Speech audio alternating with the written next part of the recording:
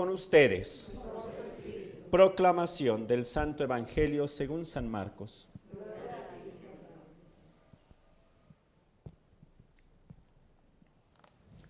En aquel tiempo, como la fama de Jesús se había extendido tanto, llegó a oídos del rey Herodes el rumor de que Juan el Bautista había resucitado y sus poderes actuaban en Jesús.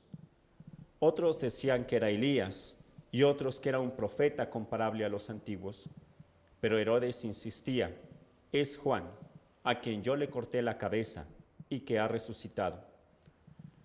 Herodes había mandado apresar a Juan y lo había metido encadenado en la cárcel. Herodes se había casado con Herodías, esposa de su hermano Filipo, y Juan le decía: no te está permitido tener por mujer a la esposa de tu hermano. Por eso Herodes lo mandó encarcelar. Herodías sentía por ello gran rencor contra Juan y quería quitarle la vida, pero no sabía cómo, porque Herodes miraba con respeto a Juan, pues sabía que era un hombre recto y santo y lo tenía custodiado. Cuando lo oía hablar quedaba desconcertado, pero le gustaba escucharlo. La ocasión llegó cuando Herodes dio un banquete a su corte, a sus oficiales y a la gente principal de Galilea con motivo de su cumpleaños. La hija de Herodías bailó durante la fiesta y su baile les gustó mucho a Herodes y a sus invitados. El rey le dijo entonces a la joven: pídeme lo que quieras y yo te lo daré. Y le juró varias veces: te daré lo que me pidas, aunque sea la mitad de mi reino. Ella fue a preguntarle a su madre: ¿qué le pido? Su madre le contestó: la cabeza de Juan el Bautista. Volvió ella inmediatamente junto al rey y le dijo: quiero que me des ahora mismo en una charola la cabeza de Juan el Bautista.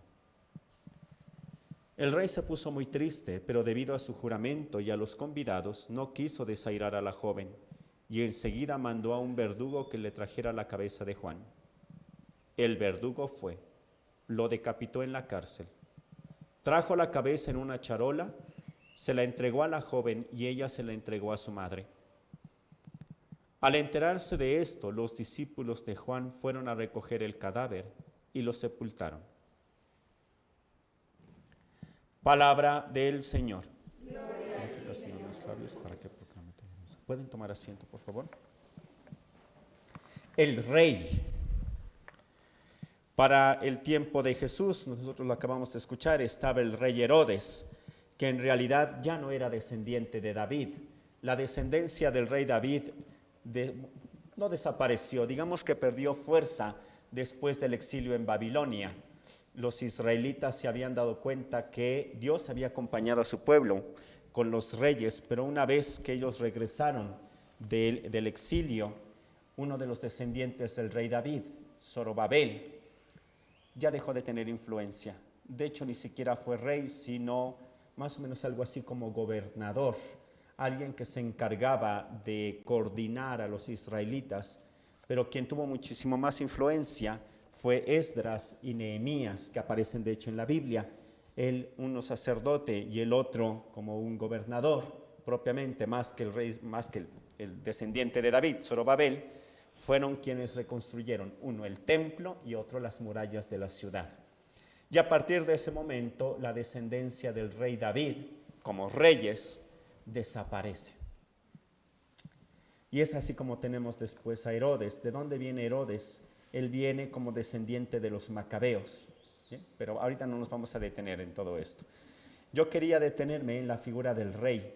En la primera lectura escuchamos el libro del Eclesiástico y hace todo una alabanza al rey de Israel, en este caso en primer lugar a David y después a su sucesor inmediato, al rey Salomón. Y es muy bonito cómo presenta, cómo se aparta la grasa para los sacrificios, es decir, lo mejor, lo que ellos querían, lo que les gustaba. Así fue escogido David entre los hijos de Israel. Y comienza a alabarlo, jugaba con leones como si fueran cabritos, como si fueran corderos. Joven, mató al gigante y lavó la deshonra de su propio pueblo. Hizo girar su onda, dio una pedrada, derribó la soberbia de Goliat, etc. Para los israelitas, la figura del rey era una figura fundamental. De hecho, en la Sagrada Escritura aparece la famosa frase, y se los he comentado, que dice Dios a través del profeta: les daré pastores según mi corazón. Y comúnmente pensamos hoy en día que es más o menos algo así: les daré sacerdotes, les daré obispos según mi corazón, cuando en realidad el pastor de Israel era el rey, no era el sumo sacerdote. En otras palabras, Dios le dijo a su pueblo: les daré gobernantes según mi corazón.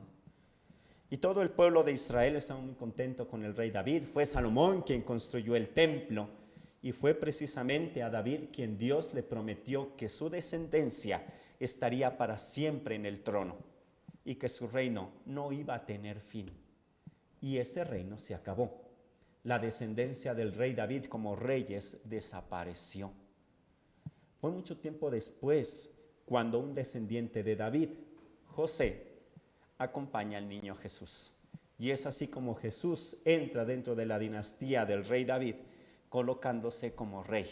Hoy que estamos celebrando al Sagrado Corazón de Jesús, quería que viéramos, si nosotros vemos a Jesús humilde, a Jesús manso, a Jesús que está crucificado, que es por nosotros, pero es rey. Y realmente su realeza supera a todos los reyes de la tierra. Y como a cualquier rey, y mucho más al rey de los reyes, se le debe el honor, se le debe la alabanza, se le debe el respeto, se le debe obediencia. ¿Cómo es este rey?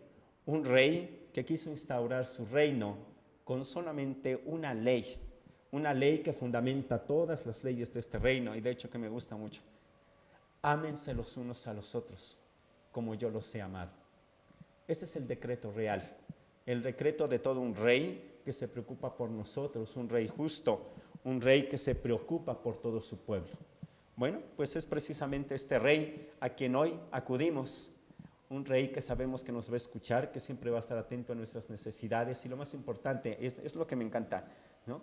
Un rey que en un momento determinado se acercó a su pueblo para hacerse uno con su pueblo y hacerle una petición. Cada viernes primero resuena no un mandato, una petición del rey. Nosotros cuando vemos en los cuentos de hadas, el rey es quien va acostumbrando mandar.